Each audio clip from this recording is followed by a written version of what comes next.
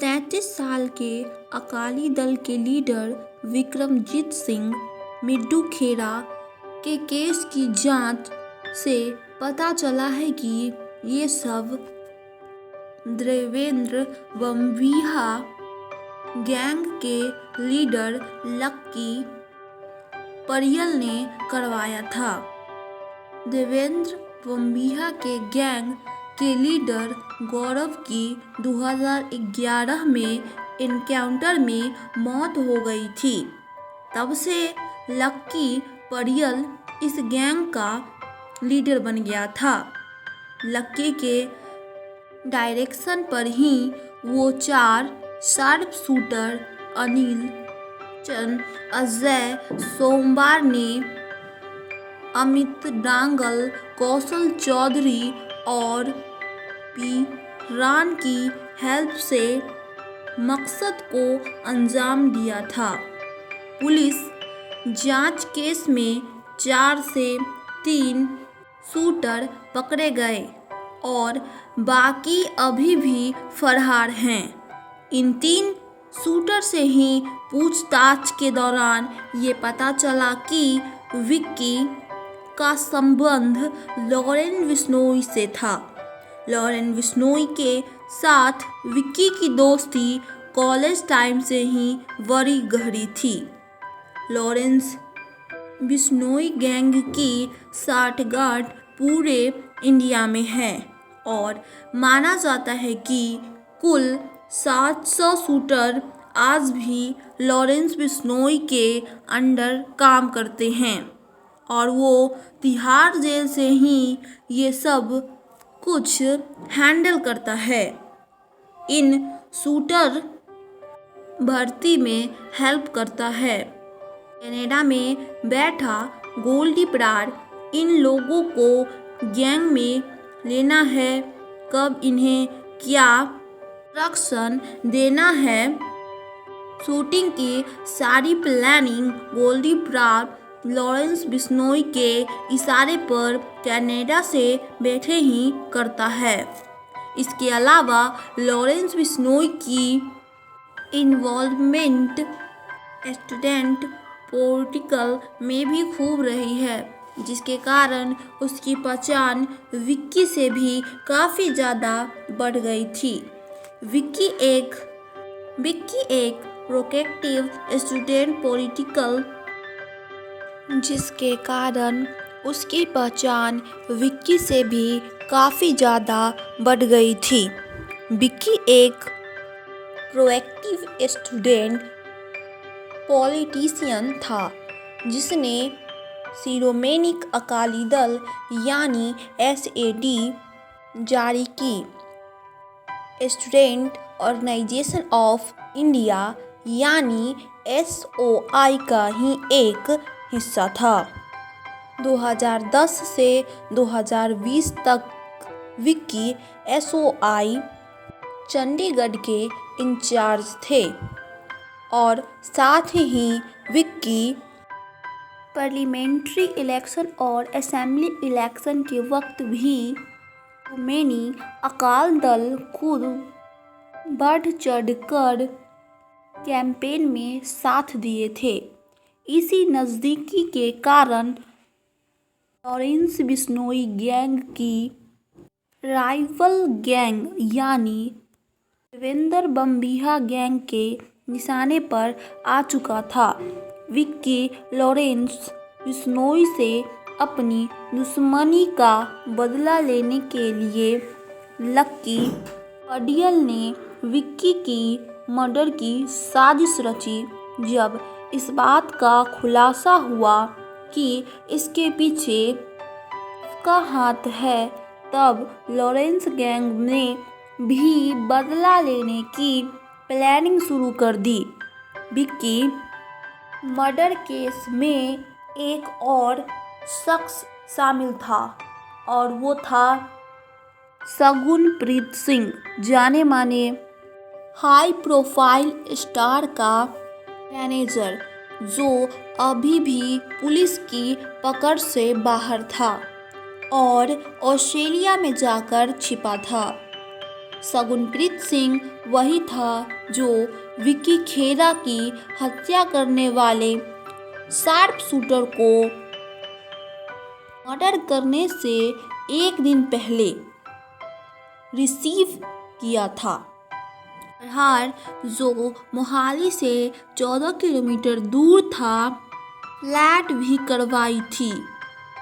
शगुन ही वो कड़ी था जो लॉरेंस बिश्नोई गैंग, सिद्धू मूसेवाला, विक्की खेरा के केस की पहलुओं को आपस में जोड़ता है, क्योंकि शगुनप्रीत किसी और का नहीं बल्कि सिद्धू मूसेवाला का ही मैनेजर था, जिसके कारण सिद्धू मूसेवाला का लॉरेंस बिश्नोई गैंग के निशाने पर वो शगुनप्रीत ही था जो विक्की खेरा के मर्डर में शामिल होने की खबर की खुलासे से सिद्धू मूसेवाला की मर्डर की प्लानिंग शुरू हो गई थी।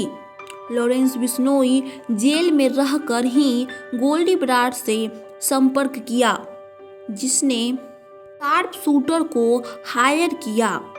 29 मई शाम 5:21 पर जब सिद्धू मूसेवाला अपने गांव रिश्तेदार से मिलने जा रहा था तो लॉरेंस बिश्नोई गैंग के आदमियों ने सिद्धू मूसेवाला की कार को बीच चौराहे पर ही घेर कर रोक दिया और लगातार उस पर गोली बरसाने लगे।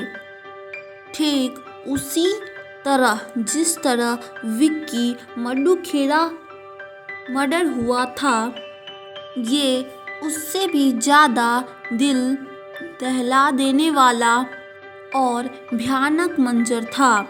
सिद्धू मूसेवाला पर कुल 6 शूटर ने घेर कर लगातार गोलियां बरसाई। कुल 30 फायरिंग शॉट्स फायर किए गए थे, जिसमें से 26 गोलियां ने सिद्धू मूसेवाला को अपना शिकार बनाया था, जिनमें से सिद्धू मूसेवाला के सिर पर जाकर लगी एक गोली थी। इतनी बेरहमी से सिद्धू मूसेवाला की हत्या कर दी गई, केवल इस पर कि उसकी विक्की मड्डू खेरा मर्डर से एक कड़ी जोड़ी जा रही थी, एक बेहद ही कमजोर कड़ी जो कि जानलेवा साबित हुई। सिद्धू मूसेवाला मर्डर केस में कुल 35 हत्यारों के खिलाफ पुलिस ने 4 शीट फाइल की, जिसमें से 23 हत्यारों को गिरफ्तार कर लिया गया, जबकि इसको अंजाम देने वाले 6 में से 2 शूटर मनप्रीत सिंह नुकुसा सिंह का एनकाउंटर में मौत हो गई। 60 शूटर में से एक पक मुंडी को भी पुलिस ने गिरफ्तार कर लिया। इसके अलावा चौंका देने वाला बात तब सामने आई जब इस मामले के मेन शूटर पकड़ा गया, यानी अंकित सा को, जो मात्र 18 साल का था। पुलिस जांच के बाद ये बात सामने आई कि अंकित ही था जो मूसेवाला को सबसे पहले और सबसे नज़दीक से गोली मारी थी। 18 साल का अंकित सिरसा पहले तो मोबाइल चुराने जैसी छोटी मोटी चोरियां करता था, पर धीरे धीरे उसने गैंग से नाता जोड़ा। देखते ही देखते वह लॉरेंस बिश्नोई गैंग का मेंबर भी बन गया, जिसके बाद उसने इस घटना को अंजाम दिया। अंकित वाकई अपने दोस्त साथियों सचिन रेवानी और कपिल पंडित के साथ 19 मई के बाद से ही फरार था और तेहाबाद में छिपा बैठा था। लेकिन सबसे चौंकाने वाली बात तब सामने आई जब पुलिस को उनकी जांच में अंकित और उसके दोस्तों के पास से पंजाब पुलिस की वर्दी बरामद हुई। इतने महीने तक ये लोग पंजाब पुलिस की वर्दी पहनकर लोगों को बेवकूफ़ बना रहे थे। जब भी उन्हें लगता वो पकड़े जाएंगे तो वह पंजाब पुलिस का वर्दी पहनकर घूमते थे और उनकी ये चाल भी फेल हो गई। आखिरकार वो पकड़े गए। जांच के दौरान ये पता चला कि सिद्धू मूसेवाला की मर्डर की प्लानिंग 10 दिन पहले ही तय हो गई थी, यानी कि 19 मई 2022 को ही सिद्धू मूसेवाला को जान से मारने की प्लानिंग थी।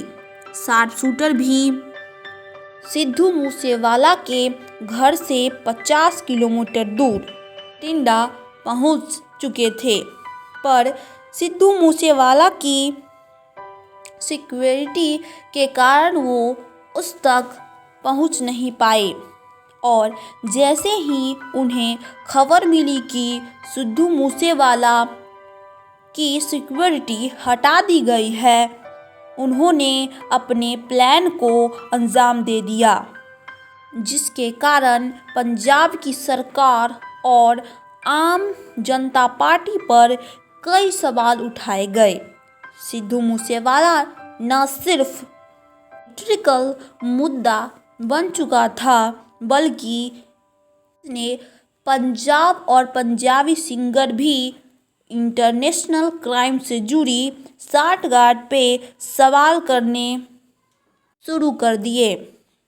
क्या सिद्धू मूसेवाला इस गैंग रैवली का शिकार हुआ था? क्या वो निर्दोष था और इस रिवेंज के चक्कर में वो मौत मारा गया? क्या सिद्धू मूसेवाला अपने गानों और म्यूजिकल वीडियो में गन्स को ज़्यादा क्वालिफाई करते थे और कहते हैं सिनेमा समाज का आईना होती है? तो क्या सच में सिद्धू मूसेवाला का कनेक्शन इंटरनेशनल माफिया के साथ थी? क्या सच में विक्की मिड्डू खेरा की मौत से सिद्धू मूसेवाला का कोई कनेक्शन था, या फिर बेबुनियाद सिद्धू मूसेवाला की इतनी बेरहमी से हत्या की गई? मूसेवाला हमेशा ही गन कल्चर को अपने गाने के थ्रू प्रमोट करने के लिए कंट्रोवर्सी में घिरे रहते थे।